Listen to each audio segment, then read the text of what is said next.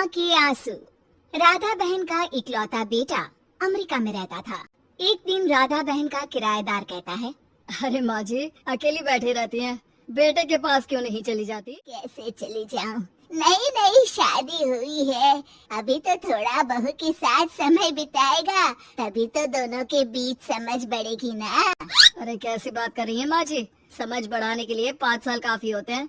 5 साल की शादी को कोई नई शादी नहीं कहता। वो तो है, आया था पिछले साल उसका फोन, पूछ रहा था कैसी हो, पर अब तो काफी साल हो गए, कोई फोन भी नहीं। अभी फोन की बेल बजती है। लो 100 साल की उम्र है, आ गया मेरे मयंक का फोन। अच्छा, कैसे पता कि ये फोन उसी का है?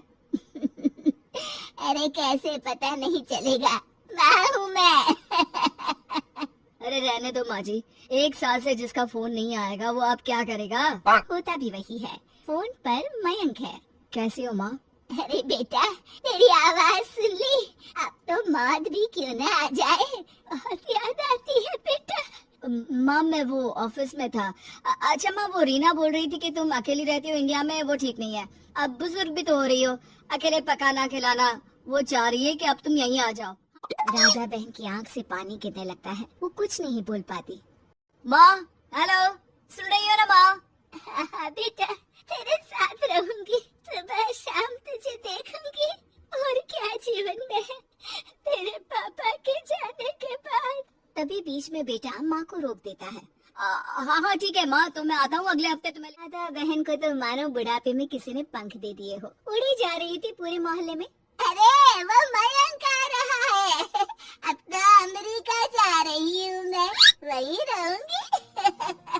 अच्छा है मौसी, आपका जीवन देखकर तो मुझे भी रोना आ जाता था। कोई बात नहीं मौसी, देर से ही सही सब अच्छा होने वाला है अब। राधा बहन दौड़ दौड़ कर सामान ला रही थी। अरे इतना सामान तो 2 साल में भी कभी नहीं खरीदा जो 2 दिन में लिए जा रही हो मौसी। अरे बेटा आ रहा है ना अमेरिका से। अच्छा अच्छा, तो पकवान बनाने की तैयारी चल रही है? हाँ बिल्कुल, उसको बेसन के लड्डू बहुत पसंद है। रात भर भूनना तलना ये सब प्रोग्राम चलता रहता है राधा बहन के घर में। और फिर वो दिन भी आ जाता है जब बेटा घर आता है। कौन? माँ मैं मयंक। ये घर का क्या हाल बना रखा है, न सफाई न धुलाई, कैसा लग रहा है ये घर? घर तो ऐसा ही था बेटा, हमेशा से, बस तू थोड़ा कमजोर लग रहा है। क्या हुआ बेटा? ये कमजोर नहीं फिट होता है माँ। वैसे और बता, क्या हाल है तेरे? बेटे के मुंह से हाल पूछने का अंदाज भले ही फॉर्मेलिटी वाला हो, लेकिन राधा बहन की आंख फिर भर आती है। अरे यार, ये तुम्हारी हर बात पर रोने की आदत न जाने कब जाकर खत्म होगी। सही कहती है रीना तुम्हारे लिए। रीना बहू क्या कहती है मेरे लिए? यही के बस यही एक आदत है तुम्हारी माँ की, इमोशनल ब्लैकमेल। अरे यार अब इसमें रोने की क्या बात है?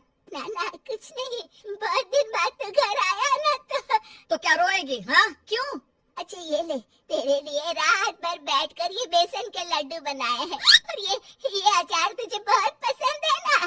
पसंद है नहीं माँ, पसंद थे। अब तो फिटनेस के लिए ये सारी फालतू चीजें मैं खाता भी नहीं हूँ। ये फालतू चीजें खाकर ही तो तू बड़ा हुआ है बेटा। अब रहने दे माँ, क्या क्या खिलाकर बड़ा किया है, मुंह मत खुलवा। कौन देसी घी में शक्कर डालकर पराठे के साथ खाता है? वो तो तुझे पसंद थे ना बेटा, तभी तो बनाती थी, नहीं बनाती थी तो रोता था तू। अरे तो रोने देती ना माँ, अब सारी समस्या उसी खाने से है शरीर में। वो तो भला हो रीना का, जो हेल्दी डाइट देकर सब मेंटेन कर रही है।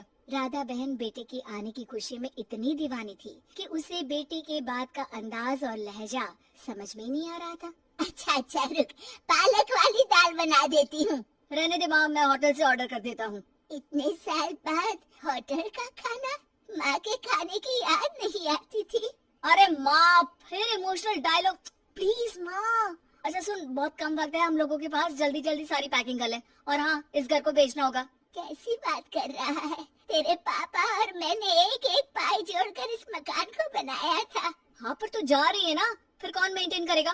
कैसे क्या होगा माँ, मैं तो अब इंडिया आऊंगा भी नहीं। बेटा तो सो जाता है, लेकिन माँ घर का एक एक कोना घूम घूम कर देखती है। सही बात है, क्यों मोह माया जोड़ रही हूँ मैं इस घर से? आखिर बेटे के साथ रहना ही तो होता है हर माँ बाप को, लेकिन इनकी यादें हर एक कोने में है। खैर, औने पौने दामों में घर को बेच बेटा और माँ एयरपोर्ट के लिए रवाना हो जाते हैं। माँ यहीं बैठ, मैं अभी आया। नहीं नहीं बेटा, मैं साथ रहूंगी, पहली दफा आ रही हूँ ना। अरे माँ, टिकट, बोर्डिंग, सामान, चेक इन, 10 काम है, करके आ रहा हूँ ना। ठीक है, जल्दी आ जाना, यहाँ घबराहट होती रहेगी।